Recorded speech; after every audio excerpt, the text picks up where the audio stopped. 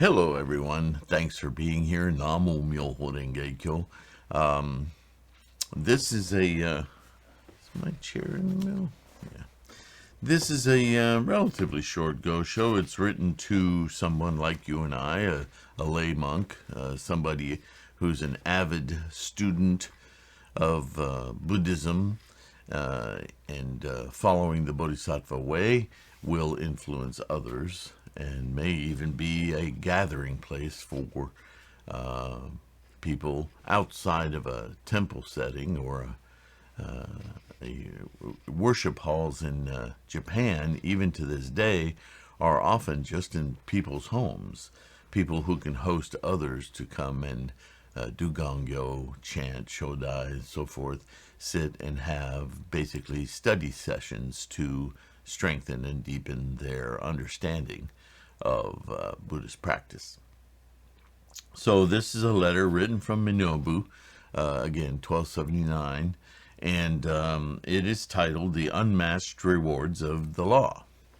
And so it's a letter of thanks to this lay monk who has evidently been sending or visiting Nichiren in Minobu.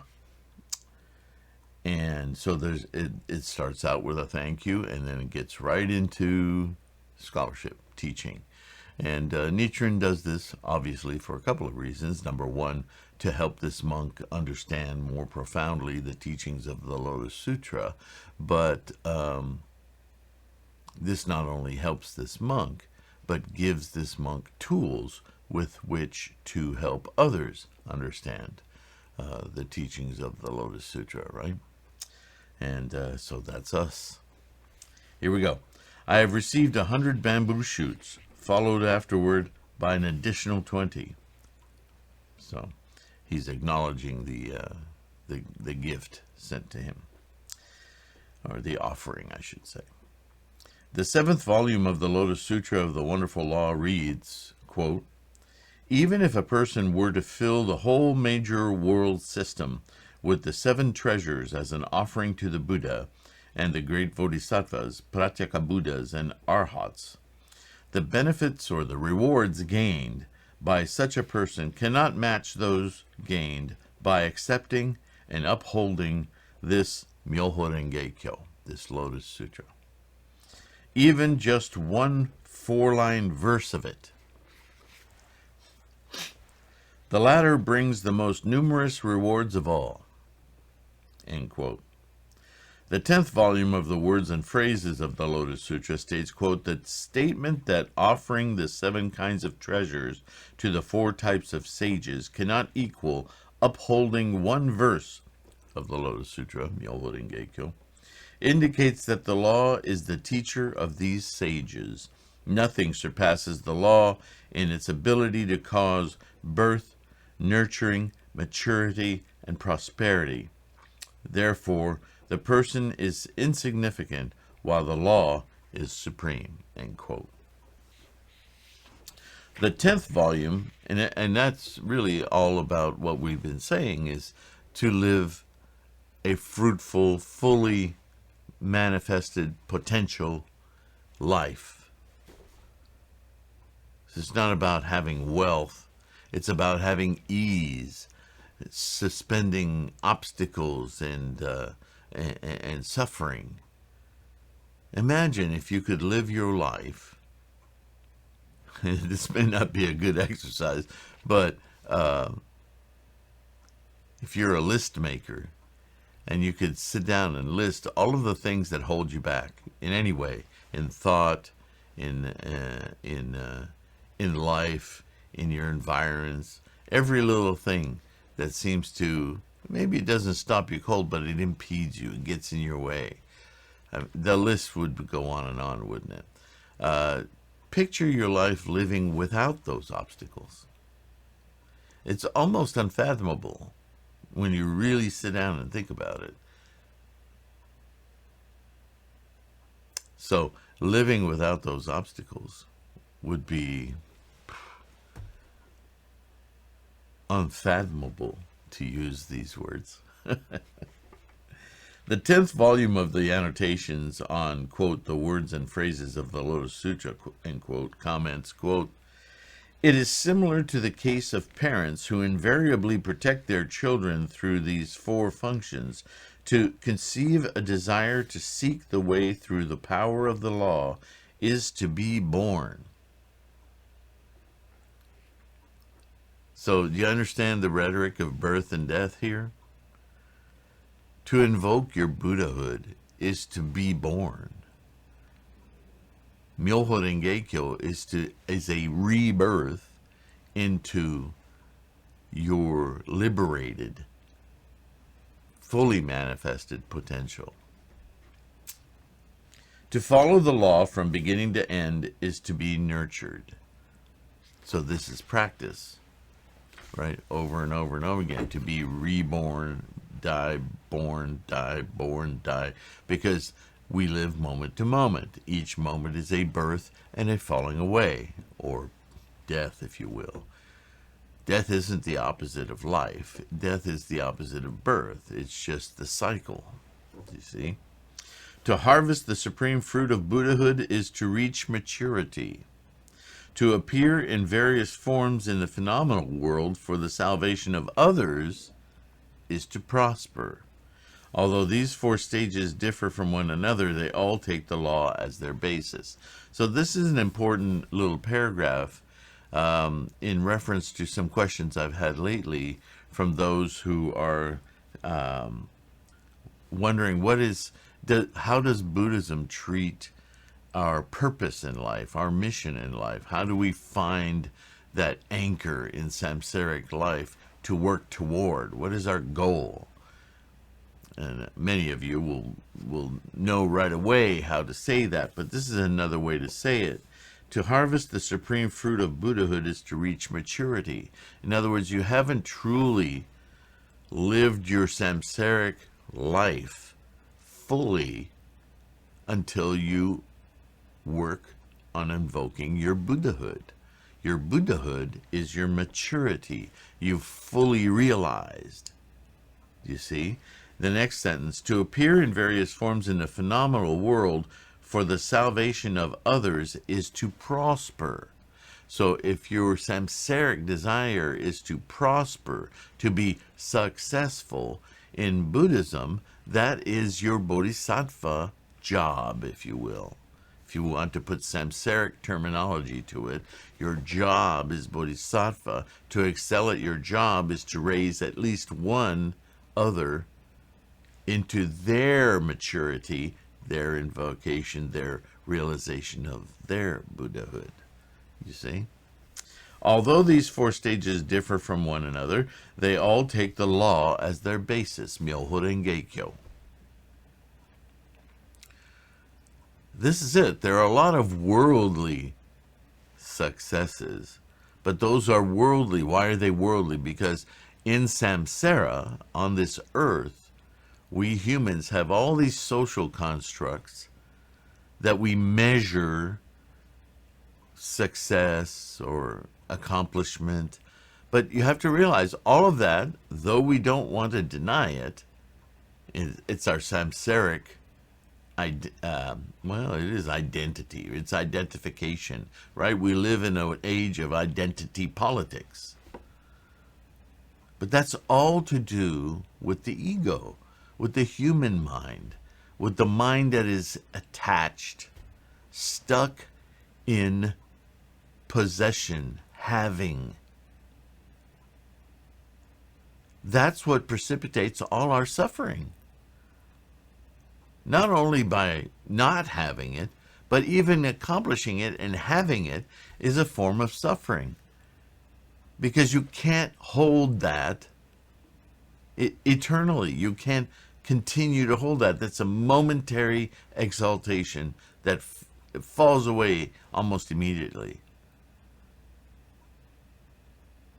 But Buddhahood doesn't do that. Once enlightened, your life changes. The more you invoke that enlightenment, that awakening, the more your life develops, liberates. It can only improve. right? And the way that we do that is, I don't like the word salvation. I would replace that with a phenomenal word for the cultivation of the Buddhahood of others. What the Lotus Sutra, Tendai, and Miao Lo intend to say is that the act of accepting and upholding or protecting and embracing one verse of the Lotus Sutra of the MyoHoRenGeKyo surpasses the act of making offerings to all living beings. So there you have it. That's not the end of the sentence, but pause right there. You can donate money to all sorts of causes, right? Offerings to all living beings. But to embrace, just accept and uphold or protect and embrace one verse of MyoHoRenGeKyo has more merit, more reward, more import into the raising of life condition than all the money you can throw at causes in the mundane world. Of making offerings to arhats, other Buddhists, or even of filling the entire major world system with the 7 kinds of treasure as an offering to all the Buddhas. You may support a local temple or support what I'm doing here with your donations, whether they be cash or supplies or whatever. Those are very important causes, but they're not as important a cause, not as rewarding a cause as you taking it upon yourself to solidify your practice, and this is the import of Gangyo and study. If you'll just embrace or learn or not embody, but embrace just even one paragraph, or the one chapter, the Hoben, or the Judo chapter. Just if all you did was focus your energy on that, it would be much more valuable, infinitely valuable, than all of the offerings. Do you get that? There's in samsara, because everything is based on identity. To give earthly wealth to someone to help them along, it can be a whole spectrum of well intentions, and there's good in that. That's absolutely valuable, but it doesn't commit you to anything further. It's almost like buying off your Buddhahood. It can be. I'm not saying it is. I'm saying it can be. In other words, your commitment to Buddhahood trumps everything. I almost can't use that word anymore. But do you understand? It's not that there's no value to supporting others. It's absolutely a value. But the greatest value, the unfathomable value of supporting others by achieving your own Buddhahood, and therefore your own bodhisattva practice and your own inspiration to others simply by your actions. Your bodhisattva showed you, because your enlightenment, your life-changing, influences your environment. Do you see how it multiplies out? It's far more important than the amount of support you give others. Your support, in other words, should be based on MyoHoRenGeKyo, and that's what they mean by they all take the law as their basis. They all take MyoHoRenGeKyo as your basis. If that is where you're coming from with your support to others, then that's your maximal reward. That's your highest achievement, right? It's not tied to ego. It's not tied to samsara. It's tied only to Buddhahood. The sutra reads, quote, "The benefits gained by such a person cannot match those gained by accepting and upholding this Lotus Sutra, even just one 4-line verse of it.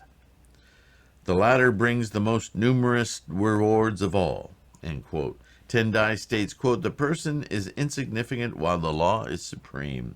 Miao Lo says, quote, "Although these 4 stages differ from one another, they all take the law as their basis," end quote. If we compare all the living beings of the 9 worlds with the Buddha, then the good fortune of all living beings is light as a single strand of hair, while the good fortune of the Buddha is as heavy as a huge mountain. And if the good fortune of all Buddhas is as light as Brahma's featherweight robe, then the good fortune of one character of the Lotus Sutra, MyoHoRenGeKyo, is as weighty as the earth. The person in the phrase, "the person is insignificant," is the Buddha. The law that is supreme is the Lotus Sutra. Wow. Let me read that again. The person is insignificant is the Buddha. The law that is supreme is the MyoHoRenGeKyo. So this is referring to Shakyamuni, the person. And this is what he meant when in the Lotus Sutra in the lifespan of the Tathagata chapter, he said, "I'm not enlightenment. Enlightenment's been around since many, many, many eons ago. I, here, Siddhartha as Shakyamuni, attaining Buddhahood, is not the sole Buddha. It isn't a new thing that I've just instantiated. It's not me, the human. Buddhahood is something that is timeless, without time. There is no beginning, there is no end. This process that we realize in samsara has no beginning or end. It simply is now, in this moment, for you to realize. It's not something I've invented. It's come fully realized through me as a human, and here, by the way, is the map for you to do the exact same thing. Because Buddhahood is not exclusive to me, Shakyamuni. That is the lifespan of the Tathagata chapter. That your Buddhahood simply needs to be expressed. And this is how you do it. Namo MyoHoRenGeKyo. All the sutras preceding the Lotus Sutra and all the treatises based on them praise the rewards bestowed by the Buddha, the person, and so are like the Buddha himself. The Lotus Sutra extols the rewards bestowed by the sutra, and therefore is like the father and mother of the Buddha. This is how I got here. The inferiority of the flower garland, Mahavarachana, and all the other sutras to the Lotus Sutra is like the difference in weight between a single strand of hair and a huge mountain, or between a featherweight robe and the earth. If we compare the lowest ranking votary of the Lotus Sutra to the highest ranking monks of the flower garland and true word schools, the superiority of the former is like that of Shakra when compared to a monkey, or like that of a lion when compared to a hare, a rabbit. When a subject declares himself king, it invariably costs him his life. When the practitioner of other sutras claim to surpass the votary of the Lotus Sutra, the country will surely be ruined, and such persons will certainly fall into hell. When not confronted by enemies, one is free to speak as falsely and to act as foolishly as one pleases. To illustrate it, is said that before Sadamori and Yariyoshi appeared, Masakado and Sadato were able to govern their lands, and their wives and children were safe and secure. Without an opposing force to prevent them from doing so, the dew evaporates up into the sky and the rain falls to the earth. A strong wind, however, will blow the rain back into the sky, and the sunrise will bring the dew down to earth.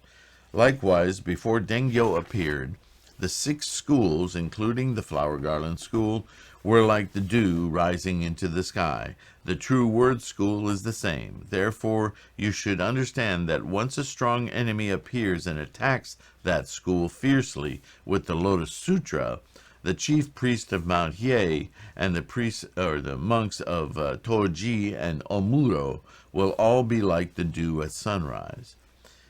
So this is that last chapter has a lot to do with the politic of the day, right? And what surrounds not only Nichiren, but his followers, like this lay monk, right? So Nichiren is giving him a foothold on the proper placement of his practice. Obviously, he's already practicing MyoHoRenGeKyo, but he's encountering in his daily life these other schools that want to contend with him.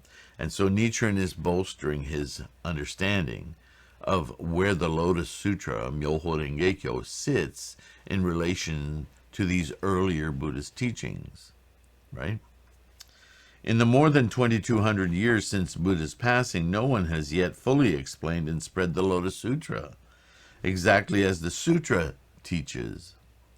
This is not to say that Tendai and Dengyo did not understand the truth of the Sutra. They did. But since the proper time had not yet arrived, and the capacity of the people was not yet suitable, they passed away without writing fully about it. Those who become Nichiren's disciples, however, can understand it without difficulty. This is the teaching for our time. This is the culminating teachings of Shakyamuni's method for us to realize in this life, in this moment, our innate Buddhahood. It's time.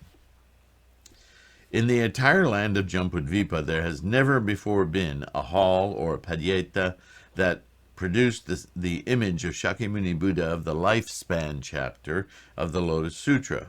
How could such an image fail to appear now? An explanation would be lengthy, so I'll stop here. You have sent me 120 bamboo shoots, and the Lotus Sutra has appeared after over 2,000 years. I have spoken of this matter because while your gift may seem to be insignificant, your sincerity, attitude, intent, is indeed profound.